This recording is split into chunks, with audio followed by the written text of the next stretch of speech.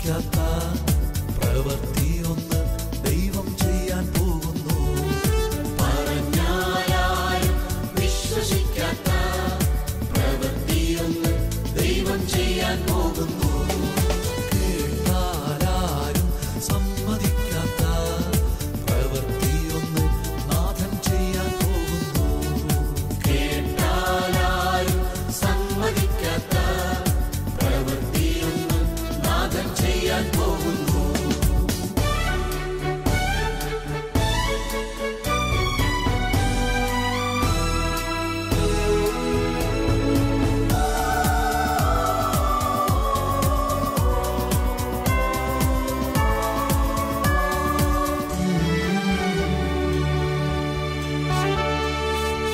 അതിശയമെന്ന് ജനം പറയും വിധത്തിൽ യേശു ഒരു പ്രവൃത്തി ചെയ്യും. ദൈവത്തിന്റെ മഹത്വം നിഴൽ വീരിക്കും. ഹല്ലേലൂയ. ദൈവത്തിന്റെ കരത്തിൽ നീ വസിക്കും. അതിശയമെന്ന് ജനം പറയും വിധത്തിൽ യേശു ഒരു പ്രവൃത്തി ചെയ്യും. ദൈവത്തിന്റെ മഹത്വം നിഴൽ വീരിക്കും. ദൈവത്തിന്റെ കരത്തിൽ നീ വസിക്കും.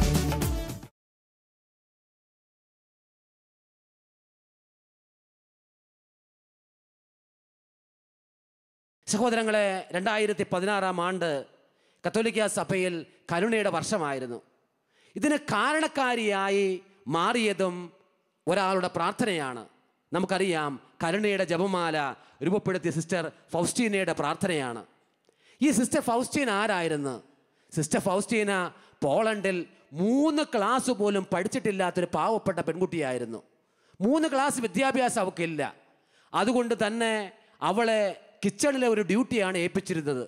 കിച്ചണിലെ ഡ്യൂട്ടി പോലും നേരെ ചൊവ്വനെ നിർവഹിക്കാനായിട്ടുള്ള കഴിവില്ലാത്തത് കൊണ്ട് ഒരു ചെറിയ പൂന്തോട്ടവും കിച്ചൺ മെയിൻ ജോലിക്കാർ ചെയ്യുന്നതിൻ്റെ സഹായ ജോലിയുമാണ് ഇവൾ അന്ന് അനുഷ്ഠിച്ചു പോകുന്നത്. പക്ഷേ അവളുടെ ഉള്ളിൽ ഒരു കാര്യമുണ്ടായിരുന്നു. ഉള്ളിലുണ്ടായ ചിന്ത എങ്ങനെയാണ്? ഞാൻ തിരഞ്ഞെടുക്കപ്പെട്ട വ്യക്തിയാണ്, ഞാൻ ദൈവത്താൽ വിളിക്കപ്പെട്ട വ്യക്തിയാണ്, അതുകൊണ്ട് ഞാൻ അനുസരിക്കും. അപ്പം മറ്റ് പല സിസ്റ്റേഴ്സ് അവളെ വന്ന് കളിയാക്കും. നേരെ ചൊവ്വനെ പഠിക്കാത്തത് കൊണ്ടാണ് ഈ ഉദ്യോഗം നിന്നെ ഏൽപ്പിച്ചിരിക്കുന്നതെന്ന് പറയും. ഇങ്ങനെ ജീവിച്ചിട്ട് എന്താണ് പ്രയോജനം എന്നുള്ള വിധത്തിലുള്ള വാക്കുകൾ അവളോട് പറയും. പക്ഷേ അവളെ വിളിച്ച ദൈവത്തിൻ്റെ മുമ്പിൽ വിശ്വസ്തയായിരുന്നു. സംഭവിച്ചത് എന്താണെന്ന് അറിയാവോ? നാളുകൾ കഴിഞ്ഞപ്പോൾ അവൾക്ക് ഉറങ്ങുന്ന നേരത്ത്, പ്രത്യേകിച്ചും സ്വപ്നങ്ങളിലൂടെയും ദിവ്യകാരുടെ യേശുവിൻ്റെ മുമ്പിൽ ആരാധനയിലായിരിക്കുമ്പോൾ ദർശനങ്ങളിലൂടെയും ഒരുപാട് വെളിപ്പെടുത്തലുകൾ കിട്ടാനായിട്ട് തുടങ്ങി. ആ വെളിപ്പെടുത്തലുകൾ അവളെല്ലാം എഴുതാനായിട്ട് തുടങ്ങി. സഹോദരങ്ങളെ, എഴുതി വലിയ പേപ്പറുകളുടെ ഒരു കൂമ്പമായി, ഒരു കൂനയായി. ഈ പേപ്പറുകളെല്ലാവരും കൂടി ഇവൾ മരിച്ചു കഴിഞ്ഞപ്പോൾ കൊണ്ടുപോയി അവിടുത്തെ ബിഷപ്പിൻ്റെ കയ്യിൽ ഏൽപ്പിച്ചു. ബിഷപ്പ് എന്ത് ചെയ്തെന്നറിയാവോ? ഇവൾ മരിക്കാൻ സമയമൊക്കെ ആയപ്പോഴത്തേനും ഇവളിലൂടെ ഒരുപാട് കാര്യങ്ങൾ നടക്കുന്നു എന്ന് കണ്ടതുകൊണ്ടാണ് സിസ്റ്റേഴ്സ് കൊണ്ടുപോയി അത് പിതാവിൻ്റെ കൊടുത്തത്. പിതാവ് എന്ത് ചെയ്തു? പിതാവ് ഇതെല്ലാം കൂടി തുന്നിക്കെട്ടാനെല്ലാം ഏൽപ്പിച്ചുകൊണ്ട് നേരെ അതിൻ്റെ ഒരു ഇറ്റാലിയൻ ട്രാൻസ്ലേഷൻ നടത്തിക്കൊണ്ട് റോമിലേക്ക് അയച്ചു. റോമിലേക്ക് അയച്ചു കഴിഞ്ഞപ്പോൾ 1958 നടക്കുന്നത്.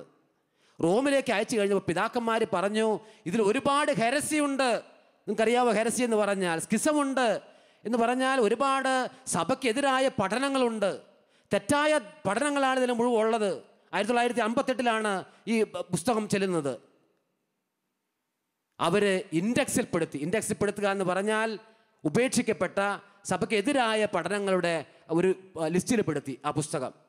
അതുകൊണ്ട് പറഞ്ഞു, അവൾ വിശുദ്ധയാണോ അല്ലയോ എന്നൊന്നും പറയാൻ ഞങ്ങൾ ആളല്ല, പക്ഷേ അവൾക്ക് കിട്ടിയെന്ന് പറയുന്ന വെളിപാടുകളിലും ദർശനങ്ങളിലും ഒരു കാര്യമില്ല. സംഭവിച്ച എന്താണെന്ന് അറിയാവോ? സംഭവിച്ച് 3-ാം ക്ലാസ്സിൽ പെൺകുട്ടിക്ക് വിദ്യാഭ്യാസം ഉണ്ടായിരുന്നുള്ളൂ. കിട്ടണ വെളിപാടൊക്കെ വെളിപാട് പോലെ അവൾ എഴുതാൻ തുടങ്ങി. അവൾ എഴുതുന്ന സെൻറ്റൻസിന് ഫുൾ സ്റ്റോപ്പുമില്ല, സെമിക്കോളനും ഇല്ല, വേറെ ഒന്നുമില്ല. അവൾ ഇങ്ങനെ എഴുതിക്കൊണ്ടിരുന്നു. ഇറ്റാലിയൻ ട്രാൻസ്ലേഷൻ നടത്തേണ്ട ആള് പ്രത്യേകമായ ഫുൾ സ്റ്റോപ്പുകളൊന്നും ഇല്ലാതെ ഇങ്ങനെ അതേപടി പകർത്തി എഴുതിയത് കൊണ്ട് അതിൽ പ്രത്യേകമായ പരുവുമായിട്ടാണ് അത് റോമിൽ ചെന്നത്. റോമിൽ ചെന്നപ്പോഴത്തേനും അത് സഭയ്ക്കും ബൈബിളിനും എതിരായിട്ടുള്ളൊരു പഠനമായിട്ടാണ് അവർക്ക് തോന്നിയത്. ഒരു പക്ഷേ അവർക്ക് അതിനുള്ള വെളിപാടേ ഉണ്ടായുള്ളായിരിക്കും. എന്തുകൊണ്ടായിരുന്നാലും അവർക്കും ആ വിധത്തിലാണ് തോന്നിയത്. അങ്ങനെ ആ ഇൻഡെക്സിപ്പെടുത്തി. നാളുകൾ കഴിഞ്ഞപ്പോൾ വീണ്ടും ഇവർ ഇതിനെക്കുറിച്ചുള്ള ബോധ്യം കിട്ടുകയാണ്. കാരണം ദൈവമല്ലേ അവളെ വിളിച്ചത്, ദൈവമല്ലേ അവളെ നയിച്ചത്. അവർക്ക് കിട്ടിയ ബോധ്യം എങ്ങനെയാണ്? എന്തോ ഒരു പ്രശ്നം പറ്റിയിട്ട് ഒരിക്കലും സഭയ്ക്ക് എതിരായ പഠനങ്ങൾ അവൾ എഴുതാൻ സാധ്യതയില്ല. എന്തോ പെശക് പറ്റിയിട്ടുണ്ട്. സഹോദരങ്ങൾ വീണ്ടും വാങ്ങിച്ച് അത് ഇംഗ്ലീഷ് ഭാഷയിലേക്ക് ട്രാൻസ്ലേറ്റ് ചെയ്തു. അവൾ എഴുതിയ ഒറിജിനൽ ഭാഷ പരിചയമുള്ള വ്യക്തി പ്രോപ്പറായി അത് വായിച്ച് നല്ല സെൻറ്റൻസുകളായി രൂപപ്പെടുത്തിക്കൊണ്ട് വീണ്ടും അത് റോമിലേക്ക് അയച്ചു. ആ റോമിലേക്ക് അയച്ച പുസ്തകം അവർ അംഗീകരിച്ചു. ആ അംഗീകരിച്ചു കഴിഞ്ഞപ്പോൾ ആ പ്രാർത്ഥന, കരുണയുടെ പ്രാർത്ഥന, അവിടെയുള്ള പിതാക്കന്മാർ അംഗീകരിച്ചു. ആ പ്രാർത്ഥന ലോകത്തിന് മുഴുവൻ പ്രാർത്ഥനയായിട്ട് മാറി. പോളണ്ടിനെ കെടുതിയിൽ നിന്ന് രക്ഷിക്കാൻ സ്വർഗത്തിലെ പിതാവ് ഇറങ്ങി വരുന്ന കരുണയുടെ പ്രാർത്ഥനയായത് മാറി. ഇതാ ദണ്ഡവിമോചനം പോലും മനുഷ്യ സമൂഹത്തിന് വിശ്വാസി സമൂഹത്തിന് വാഗ്ദാനം ചെയ്തുകൊണ്ട് കരുണയുടെ ജപമാലയായി, കരുണയുടെ വർഷമായി 2016 പ്രഖ്യാപിക്കുകയും ചെയ്തു. ഇത് വായിക്കുമ്പോൾ നമുക്ക് തോന്നും, ഈ കർത്താവ് എന്ത് പരിപാടിയാണ് ചെയ്തത്? കർത്താവ് വെളിപ്പെടുത്തണമെങ്കിൽ ആ സഭയിലെ സുപ്പീരിയർ ജനറലിനെ എങ്ങാൻ വെളിപ്പെടുത്താൻ പാടുണ്ടായിരുന്നില്ലേ? കുറച്ച് PhD പഠിച്ചിരിക്കുന്ന ഒരു സിസ്റ്ററിന് വെളിപ്പെടുത്തിയെങ്കിൽ പ്രോപ്പറായിട്ട് അത് എഴുതില്ലേ? മാത്രമല്ല കൃത്യസ്ഥലത്തേക്ക് അതിന് ഇൻഫോർമേഷൻ ചെല്ലും. ഈ ഇൻഡെക്സിപ്പെടുത്തുവോ? ഈ ട്രാൻസ്ലേഷനിലുള്ള ആകപ്പാടുള്ള എറേഴ്സ് ഉണ്ടാകുമോ? സഭയ്ക്കെതിരെ പഠനം ഉണ്ടായെന്നുള്ള അക്യൂസേഷൻസ് ഉണ്ടാകുമോ? പെട്ടെന്ന് അങ്ങോളം ഇങ്ങോളം എത്തില്ലേ ന്യൂസ്?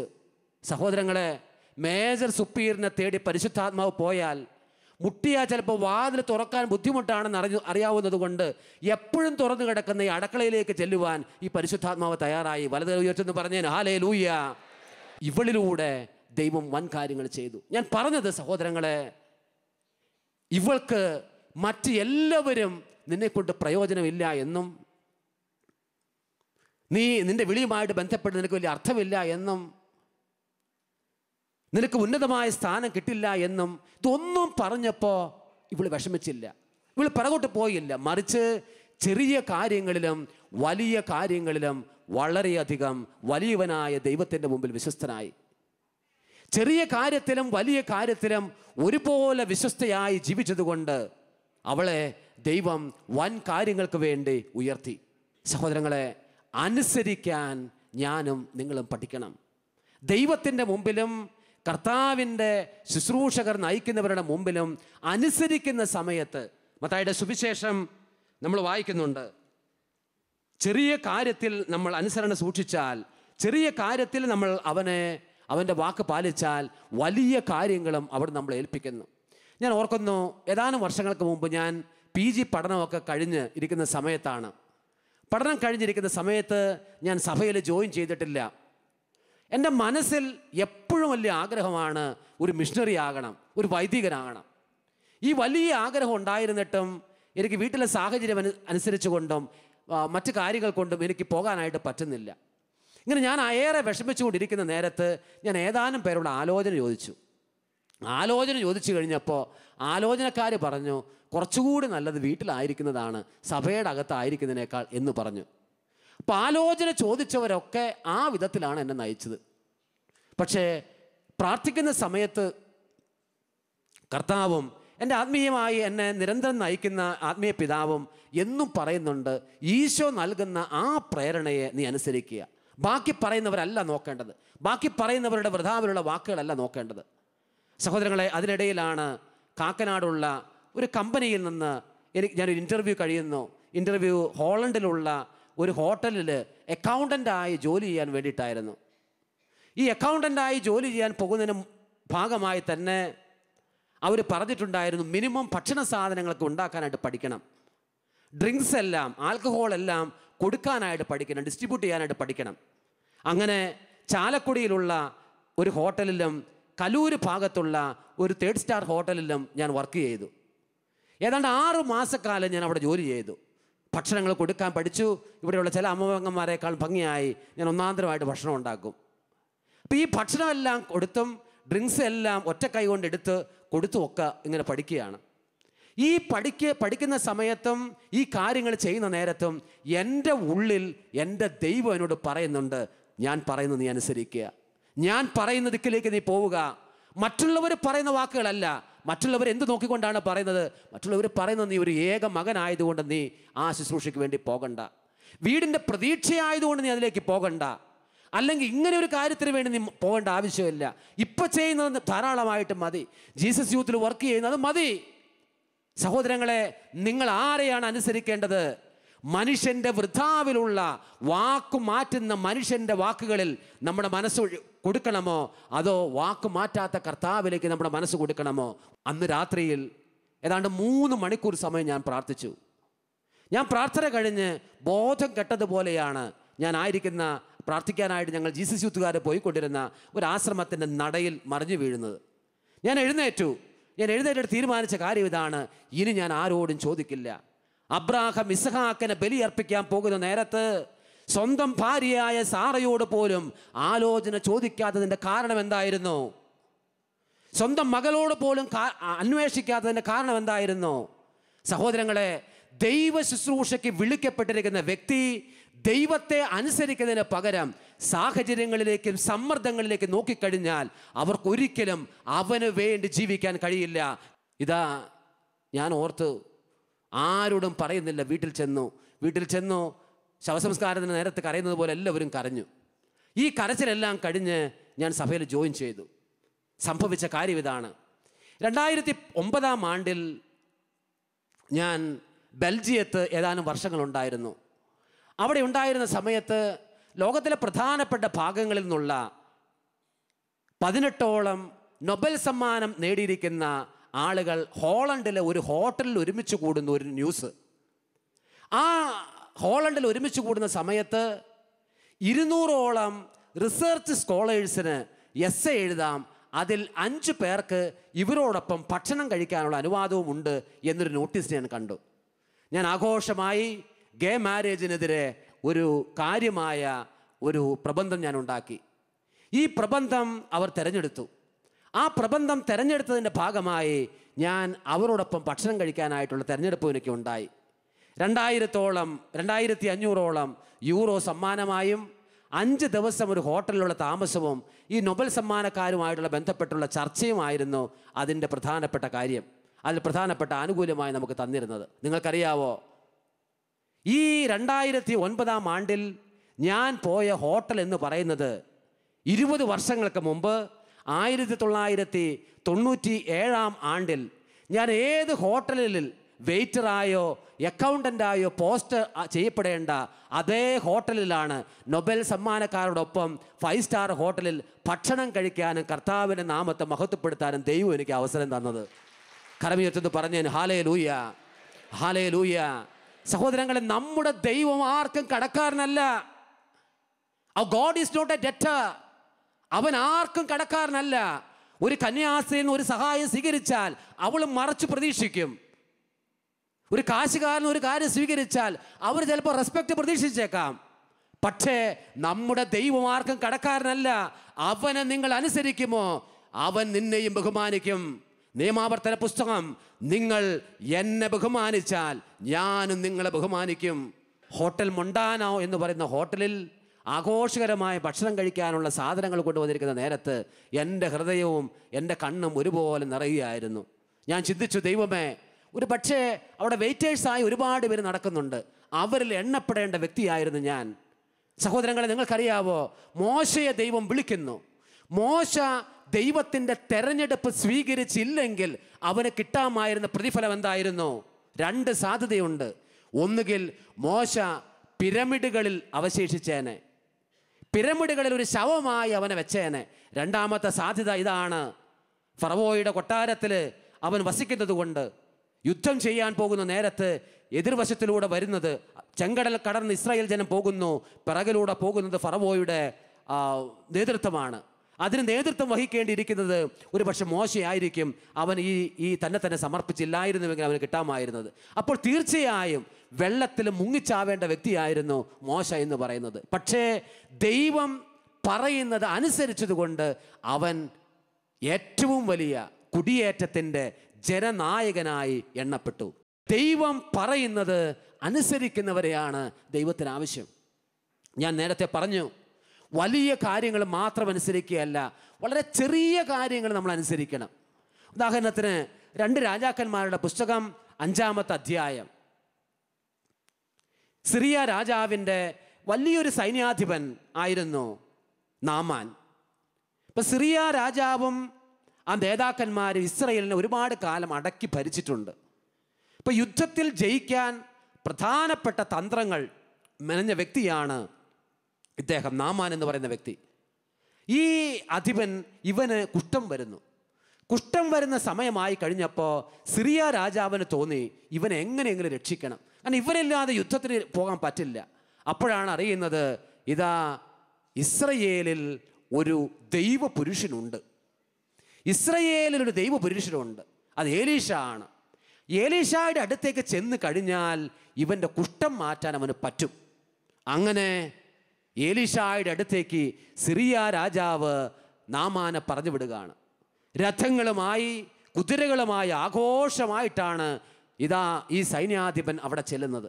സൈന്യാധിപൻ അവിടെ ചെന്ന നേരത്ത് ഇവനിത് വരുന്നു എന്ന് ഏലീഷ പ്രവാചകൻ ദീർഘദർശി ആയതുകൊണ്ട് ഇത് മുൻകൂട്ടി കാണുന്നുണ്ട്. അപ്പോൾ ഭൃത്യനെ വിട്ടുകൊണ്ട് പറഞ്ഞു, നമ്മുടെ അടുത്തുള്ള കുളമുണ്ടല്ലോ, ആ കുളം ജോർദാൻ കുളം, ആ ജോർദാൻ കുളത്തിൽ പോയി അവരോട് 7 പ്രാവശ്യം മുങ്ങിക്കുളിക്കാൻ പറയണം. സഹോദരങ്ങൾ, ഇത് പറയുന്നത് പാവപ്പെട്ടൊരു ഭൃത്യൻ ചെന്നുകൊണ്ടാണിത് പറയുന്നത്. പറഞ്ഞു, ദാ എലീഷ പ്രവാചകൻ അയച്ചിട്ട് വരുന്നതാണ്. 7 പ്രാവശ്യം അങ്ങുള്ള ആ ജോർദാൻ കുളത്തിൽ മുങ്ങിക്കുളിക്കാമെങ്കിൽ ഇങ്ങനെയുടെ കുഷ്ഠം മാറുമെന്നാണ് ഞങ്ങളുടെ പ്രവാചകൻ പറഞ്ഞത്.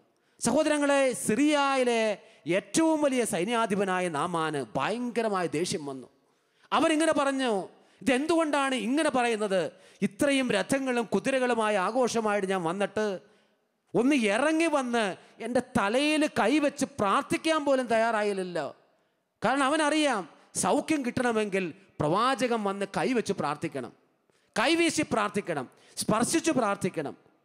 വീണ്ടും പറയുകയാണ്, എൻ്റെ നാട്ടിൽ കുളമൊന്നും ഇല്ലാഞ്ഞിട്ടാണോ ഈ ഡ്യൂപ്ലിക്കേറ്റ് കുളമായ ജോർദാനിൽ വന്ന് കുളിപ്പിക്കാനായിട്ട് എന്നെ കൊണ്ടുവന്നിരിക്കുന്നത്? ഇത് പറയുന്ന നേരത്തെ ഇവനാകെ വിഷമം ഉണ്ടാവുകയാണ്. ഭൃത്യൻ പറയുന്ന വാചകം വളരെ ശ്രദ്ധേയമാണ് സഹോദരങ്ങളെ. ഒരു പക്ഷേ ഏലീഷ വലിയ കാര്യമാണ് അങ്ങയെ ഏൽപ്പിച്ചിരുന്നതെങ്കിൽ അങ്ങ് ചെയ്യുമായിരുന്നു.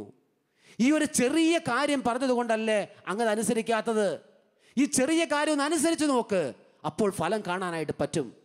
സഹോദരങ്ങളെ, പറഞ്ഞതനുസരിച്ച് 7 പ്രാവശ്യം മുങ്ങിക്കുളിച്ച് 7ാമത്തെ പ്രാവശ്യം പൊന്തുമ്പോൾ ശരീരത്തിൽ 2 രാജാക്കന്മാരുടെ പുസ്തകം 5ാമത്തെ അധ്യായം നമ്മൾ വായിക്കുന്നത് ഇങ്ങനെയാണ്, ജനിച്ച പിഞ്ചു ബാലികയുടെ മേനി പോലെയായിരുന്നു ഈ സൈന്യാധിപനായ നാമാന്റെ ശരീരമെന്നാണ് ബൈബിൾ പറയുന്നത്.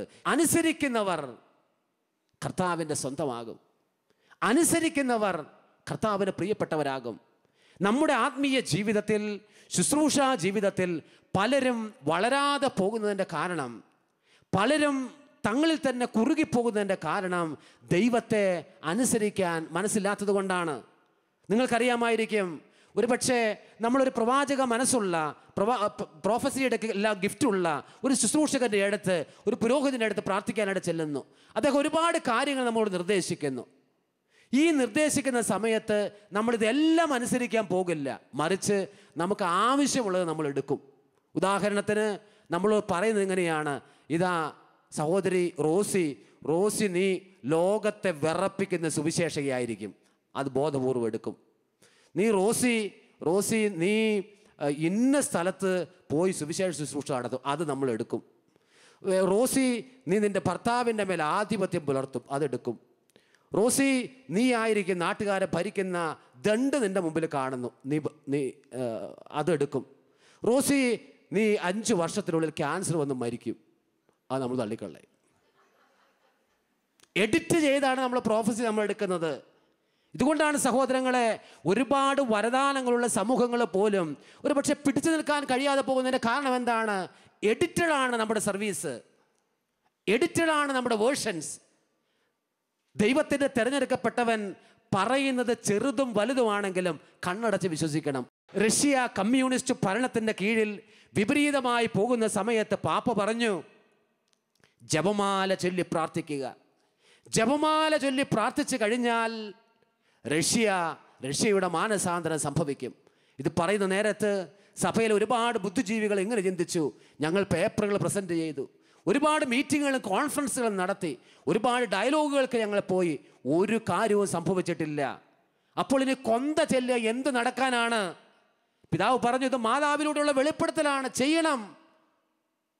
പാവപ്പെട്ട പൊട്ടനെപ്പോലെയും പൊട്ടിയെപ്പോലെയും ദൈവം പറയുന്നത് അനുസരിക്കാൻ തയ്യാറായ ഒരു വലിയ വിശ്വാസി സമൂഹം ഹൃദയത്തിൽ ഏറ്റെടുത്തു. അവരത് ചെയ്തു.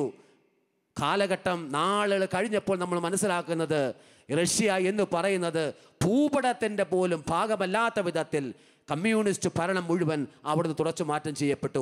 സഹോദരങ്ങളെ, ദൈവത്തിൻ്റെ തെരഞ്ഞെടുക്കപ്പെട്ട മകനും മകൾക്കും പ്രഥമമായി ഉണ്ടാകേണ്ടത് അവൻ പറയുന്നത് അനുസരിക്കുക, അവൻ പറയുന്നത് കണ്ണും പൂട്ടി വിശ്വസിക്കുക. രണ്ടാമതായി,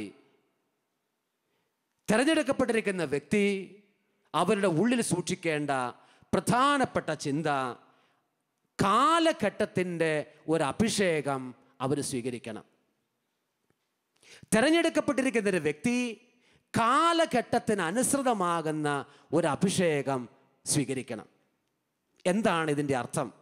അർത്ഥം വളരെ ചെറിയൊരു ഉദാഹരണത്തിലൂടെ ഞാൻ പറയാം. ജീസസ് യൂത്ത് മുന്നേറ്റത്തിൽ വർക്ക് ചെയ്ത ധാരാളം പേര് വിവിധങ്ങളായ രാജ്യങ്ങളിൽ ദൈവ ശുശ്രൂഷയിൽ മുൻപന്തിയിൽ നിൽക്കുന്നവരാണ്. ജീസസ് യൂത്തിൽ 1 ഇയർ ഫുൾ ടൈം കമ്മിറ്റ്മെൻ്റ് എടുത്തതിൻ്റെ രജത ജൂബിലി ആയിരുന്നു 2016 ആണ്ടിൽ. 2016 ആണ്ട് ഡിസംബർ മാസത്തിൽ കളമശ്ശേരിയിലുള്ള രാജഗിരിയിൽ വെച്ച് 25 വർഷം പൂർത്തിയാക്കുന്നത് കൊണ്ട് ജൂബിലി വർഷം ആഘോഷിക്കുന്ന സമയത്ത് ജീസസ് യൂത്തിൻ്റെ മുന്നണി പോരാളികളുടെ ശ്രദ്ധേയനായ മനോജ് സണ്ണി അവർക്ക് വേണ്ടി ഒരു പ്രഭാഷണം കൊടുത്തു. അദ്ദേഹം പ്രഭാഷണത്തിൽ പറഞ്ഞ ഒരു കാര്യം എൻ്റെ ശ്രദ്ധയിൽ പെട്ടു. അദ്ദേഹം പറഞ്ഞത് എങ്ങനെയാണ്?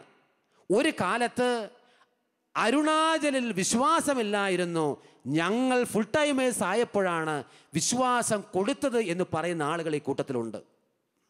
ഒരു നാളിൽ ഹിമാചലിൽ വിശ്വാസത്തിന് വേണ്ടി പോയവരാരുമില്ല, അവരിൽ പ്രധാനപ്പെട്ട ആൾ ഞാനായിരുന്നു എന്ന് പറയുന്നവരാണ് ഫുൾ ടൈമേഴ്സായ നിങ്ങളിൽ പലരും. പക്ഷേ ഇന്ന് നിങ്ങൾ എവിടെയാണ്? ഇന്ന് നിങ്ങൾ എവിടെയാണ്? സഹോദരങ്ങളെ, ഇന്നലകളിൽ ഒരുപാട് ശുശ്രൂഷകൾ നമ്മൾ ചെയ്തിട്ടുണ്ടായിരിക്കും. പക്ഷേ കർത്താവ് നമ്മളോട് ചോദിക്കുന്നതാണ്, ഇന്ന് നിങ്ങൾ എവിടെയാണ്? ഇന്ന് നിങ്ങളുടെ സ്ഥാനം എവിടെയാണ്? ചിലർ പറയും, ഞാൻ 15 വർഷം മുമ്പ് കേരളത്തെ വിറപ്പിച്ചിട്ടുണ്ട്. ചേട്ടാ, ഇപ്പം എന്താ പരിപാടി? ഇപ്പം നാട്ടുകാരെല്ലാവരും കൂടി എന്നെ വിറപ്പിക്കുകയാണ്. ചേട്ടാ, 15 കൊല്ലം മുമ്പ് ചേട്ടൻ എന്തായിരുന്നു എന്നുള്ളതല്ല പ്രധാനപ്പെട്ട കാര്യം. അതെല്ലാവർക്കും അറിയാം, അതിന് ദൈവത്തിനറിയാം. പക്ഷെ ഇന്നെവിടെയാണ്? 15 വർഷം മുമ്പ് ഞാൻ വെളുപ്പിന് 3 മണിക്ക് എഴുന്നേറ്റ് എല്ലാ ദിവസവും പ്രാർത്ഥിക്കുമായിരുന്നു. ഇന്ന് ബിസിനസ് കൂടുതലായതുകൊണ്ട് 8 മണിയാകുമ്പോഴത്തേന് എഴുന്നേക്കാൻ പറ്റുന്നുള്ളൂ. പക്ഷെ അന്നത്തെ പ്രാർത്ഥന എന്ന് പറയുന്നതാണ് ഈ നാടിനെ മുഴുവൻ വിറപ്പിച്ചത്. ചേട്ടാ, ഇന്നെവിടെയാണ്? സഹോദരങ്ങളെ, കാലഘട്ടത്തിൻ്റെ ഒരു അഭിഷേകം സ്വീകരിക്കാത്ത വ്യക്തിക്ക് ദൈവത്തിന് തിരഞ്ഞെടുക്കപ്പെട്ട മകനോ മകളായി ജീവിക്കാൻ കഴിയില്ല. നിങ്ങൾക്കറിയാമല്ലോ, മലയാളിക്കരയിലും ഭാരതത്തിൻ്റെ വ്യത്യസ്തമായ സ്ഥലങ്ങളിലുമായി ഒരുപാട് കോൺഗ്രിഗേഷൻസ് ഉദയം ചെയ്തിട്ടുണ്ട്. ഓരോ കോൺഗ്രിഗേഷൻസും ഉദയം ചെയ്തിരിക്കുന്നത് സഭയിൽ വിപരീതമായ ഒരു സാഹചര്യത്തോടുള്ള പ്രതികരണമായിട്ടാണ്. ലോകത്തിൽ ഒരുപാട് അരാജകത്വം വന്നു കഴിഞ്ഞപ്പോൾ സഭയെ ഡിഫെൻഡ് ചെയ്യുന്നതിന് വേണ്ടി കോൺഗ്രിഗേഷൻസ് ഉദയം ചെയ്തു. ഓരോ ശുശ്രൂഷയും ഉദയം ചെയ്തിരിക്കുന്നത് പലപ്പോഴും കാലഘട്ടത്തോടുള്ള പ്രതികരണമായിട്ടാണ്. പക്ഷേ ഇന്ന് പലതും ഔട്ട്ഡേറ്റഡ് ആയിപ്പോയി. എന്താ അതിൻ്റെ കാരണം? അതിൻ്റെ കാരണം ഇതാണ്, ഇന്ന് നമ്മൾ എന്ത് ചെയ്യുന്നത് പ്രധാനപ്പെട്ടതാണ്. വത്തിക്കാൻ കൗൺസിൽ പറയും, you must read the science of the time. നിങ്ങൾ കാലഘട്ടത്തെ വായിച്ചറിയണം. കാലഘട്ടത്തിന് അനുസൃതമാകുന്ന അഭിഷേകം സ്വീകരിക്കാതെ ഒരു വൈദികനോ ഒരു സിസ്റ്ററിനോ ഒരു ആത്മായ ശുശ്രൂഷകനോ കർത്തൃമേശയുമായി ബന്ധപ്പെട്ടോ സുവിശേഷ വേളകളിൽ സുവിശേഷവുമായി ബന്ധപ്പെട്ടോ ഒരു ശുശ്രൂഷ ചെയ്യുക സാധ്യമല്ല.